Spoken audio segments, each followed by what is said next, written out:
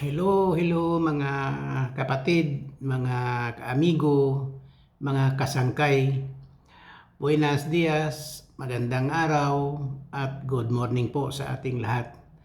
Naririto naman po si Kuya Ador Vlog 23 upang kwento ko po sa inyo yung aking mga naging experience po doon sa aking mga pagdalaw sa mga bahay ng aking mga new friends po.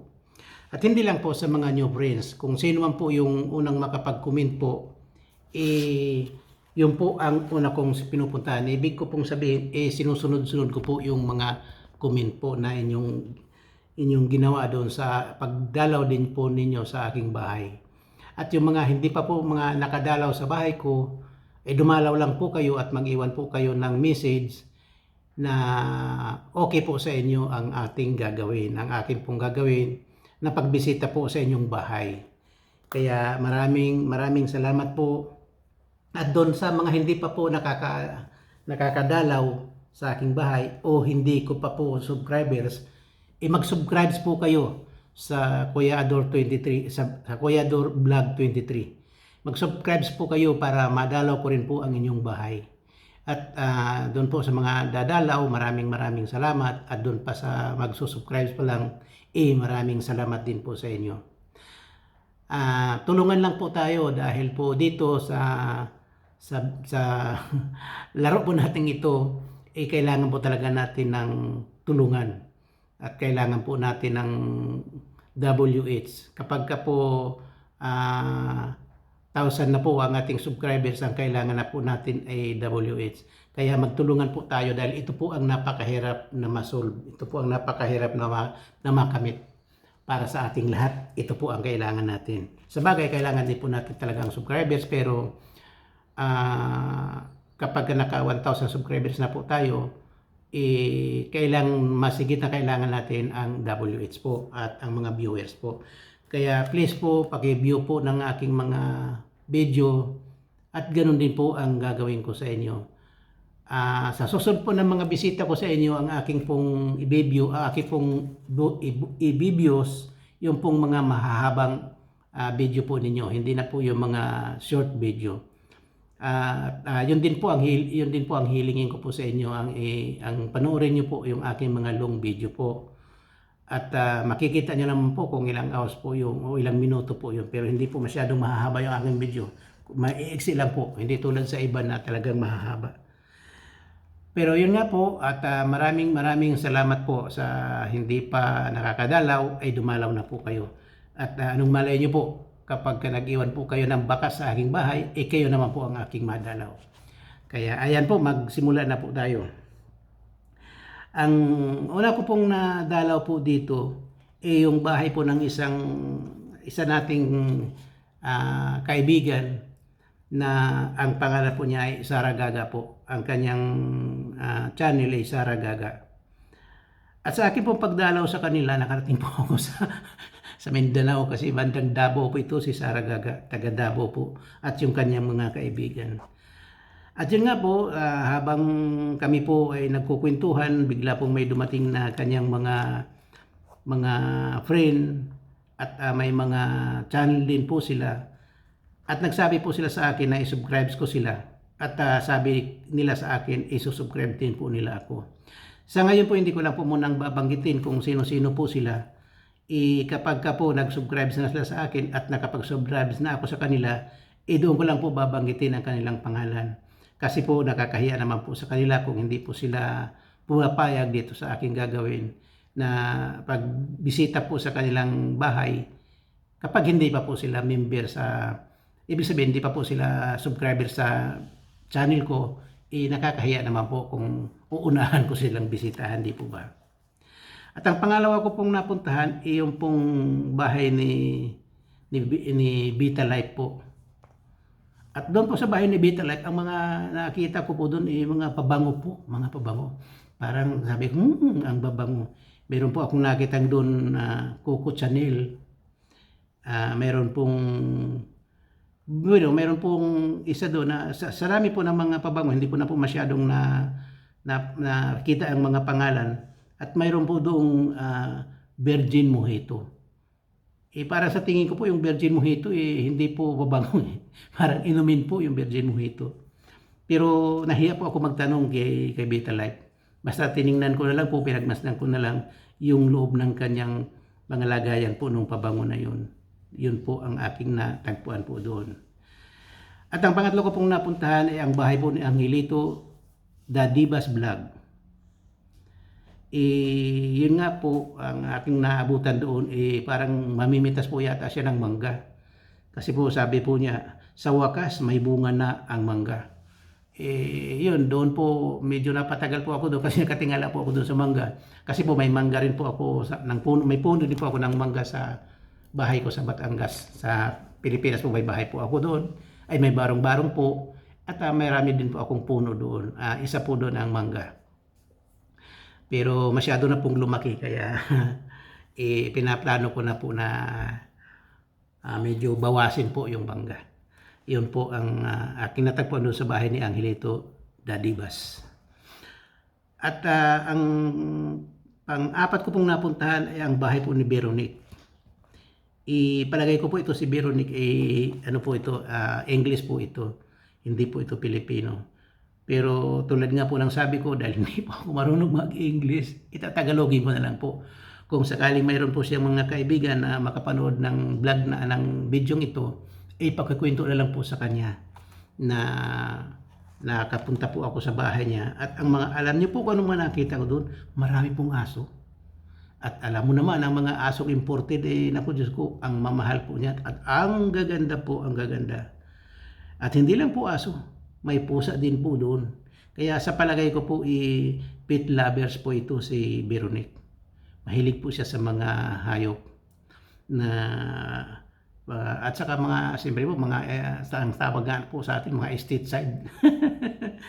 Mga magagandang lahi po yung kanyang mga animals po, yung kanyang mga pet. At ang kasunod ko pong napuntahan ay ang bahay po ni Just Cooking. At doon po sa bahay ni Just Cooking, marami po akong nakitang mga, kasi mahilig po sa pagluluto. Kaya nga po ang tawag sa Just Cooking, kasi po mahilig po siya sa pagluluto.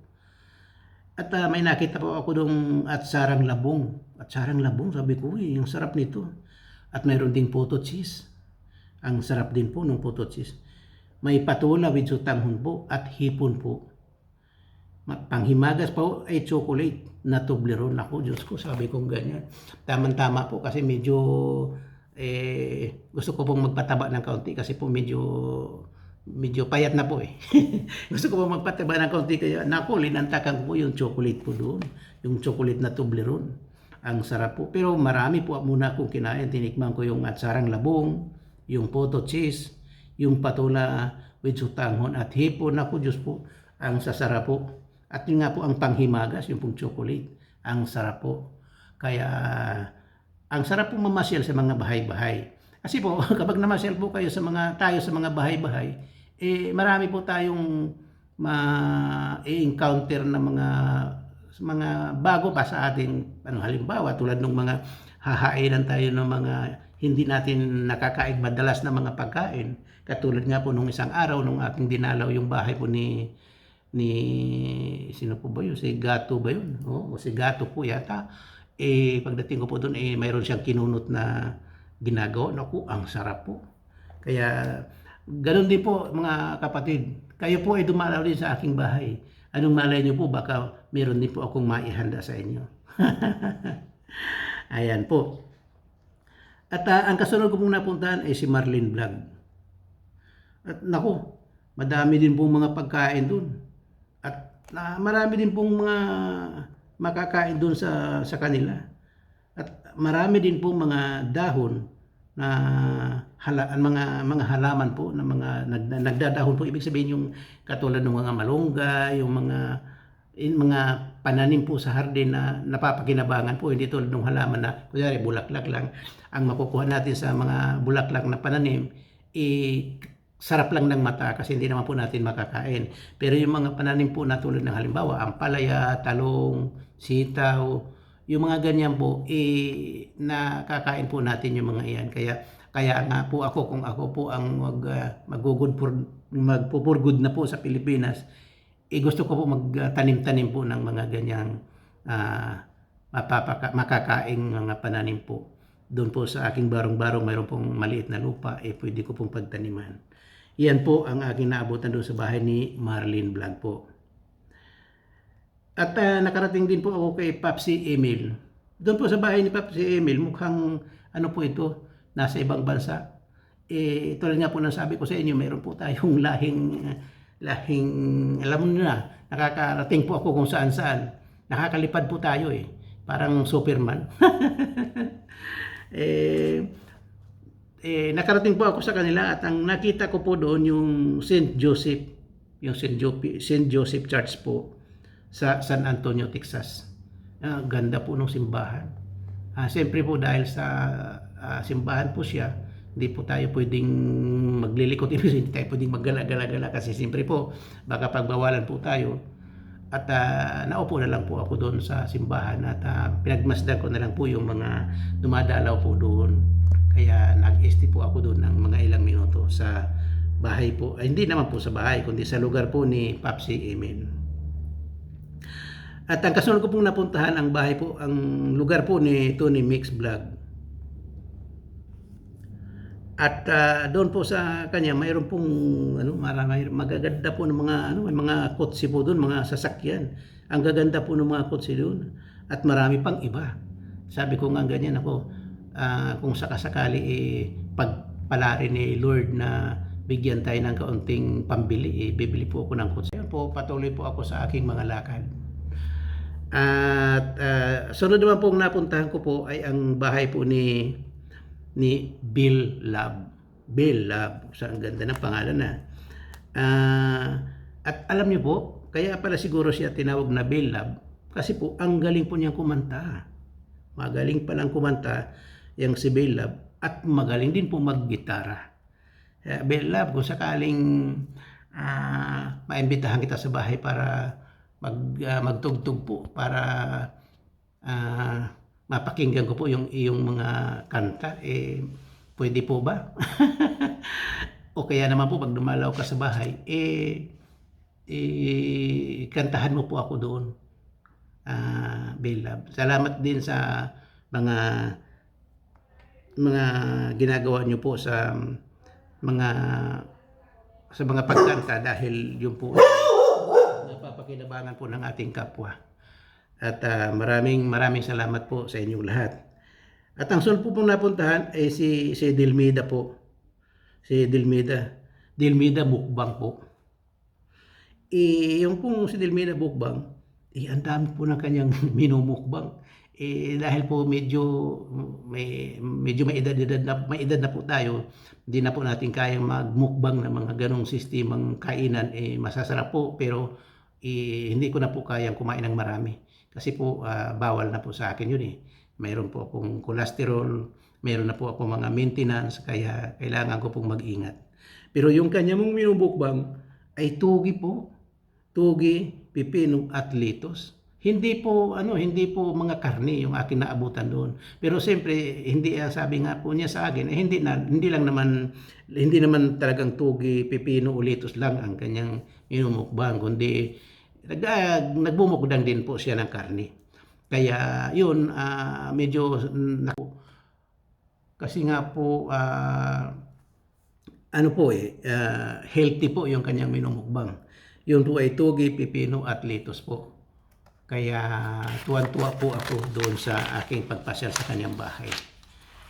At ang kasunod ko pong napuntahan ay ang bahay po ni Boy Langis. Si Boy Langis po medyo may edad na rin po siya na tulad natin. Hindi, bata pa po siya sa akin kasi po parang nasa Saudi po yata siya. At doon po sa aking pagpunta, kumakanta po siya ng Ang Tanging Alay Ko. Yun po, kumakanta po siya ng Ang Tanging Alay Ko. Kaya pinakinggan ko po siya na habang kumakanta. Parang nagluloko po yata itong aking cellphone. Ano pong problema? Ayan, por favor, wag ka naman magloko. At ang kasunod ko pong napuntahan ay ang bahay po ni Florinda's Vlog.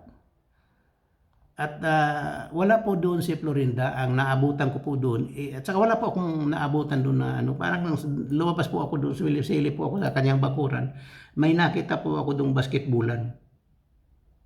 At dahil may nakita po akong basketbulan, naupo po ako doon sa may basketbulan, naghintay-hintay po akong may makakalaro o may maglalaro. Kasi po kung may maglalaro, manonood po ako. Kasi hindi naman tayo marunong ng basketball. Marunong tayo ng konti pero hindi tayo pwede maglaro kasi po matanda na po tayo. Kaya yun, naupo-upo na lang po ako doon. Yun lang po ang ginawa ko. Hanggang sa umalis na po ako, wala pong dumating na naglaro. Kaya parang umuwi po akong luhaan. Yun po ang aking naabutan po doon sa bahay ni Florinda Vlogs po. Ang kasunod ko pong napuntahan yung bahay po ni Lara Perez po. Yung bahay po ni Lara Perez Vlog, inalok po ako ng ice cream. At saka marami pong sitaw doon. Mayroon po siyang ice cream na hindi ko po ano kung ano ang flavor noon, pero masarap po yung ice cream. At sa paligid po ng kanyang bahay, mayroon pong mga tanim. Marami pong tanim. Ang napagtunan ko po ng pansin doon yung sitaw po. Kasi po yung sitaw, ang dami ng bunga. At namimitas nga po yung isa sa kanyang mga anak po yata. Yun o kanyang mga kaibigan. Hindi ko na po tinanong kung sino. Pero namimitas nga po ng sitaw.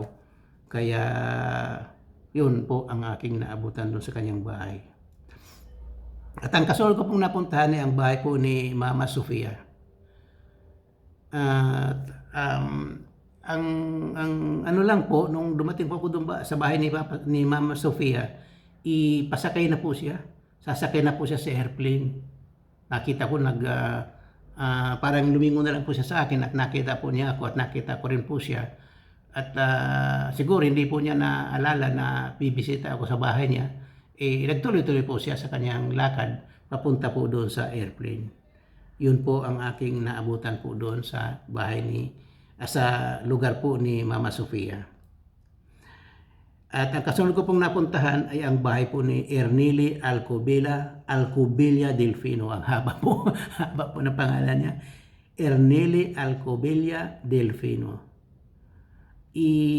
Doon po sa aking pagpasyal po doon, meron po akong naabutan na may vehicular accident po. May aksidente po doon sa kanila. At yun po, nagtingin-tingin po ako doon sa aksidenteng yun. Tapos yun,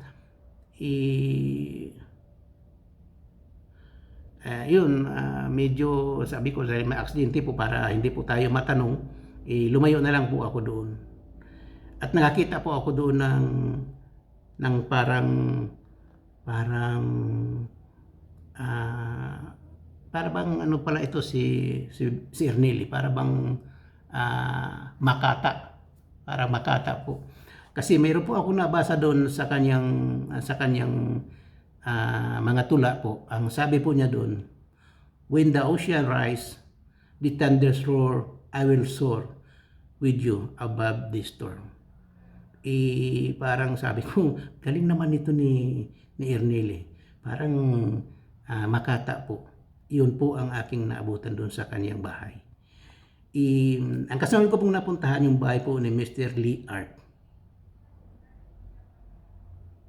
At doon po sa bahay ni Mr. Art, mayroon po akong nakitang rambutan. At ang ulam po nila na ang tawag po ay sinanglaw. Kaya sabi kong ganyan, sabi ko, okay may rambutan. Ako din po may rambutan po din akong puno doon sa aking barong-barong sa Batangas. Mayroon po akong rambutan na sandali lang po at titingnan ko po yung aso kung anong nangyayari.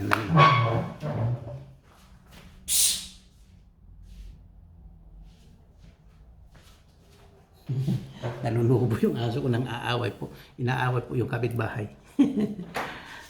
Sí, ¿qué pasa? Quédate ahí, quédate. Sí, muy bien, muy bien. Quédate ahí. Ayan po ang aking nakita po doon sa bahay ni Mr. Lee Art. May rambutan po at ang ulam po ay sinanglaw. At ang kasunod ko pong napuntahan ay ang bahay po ni Sara Taburan.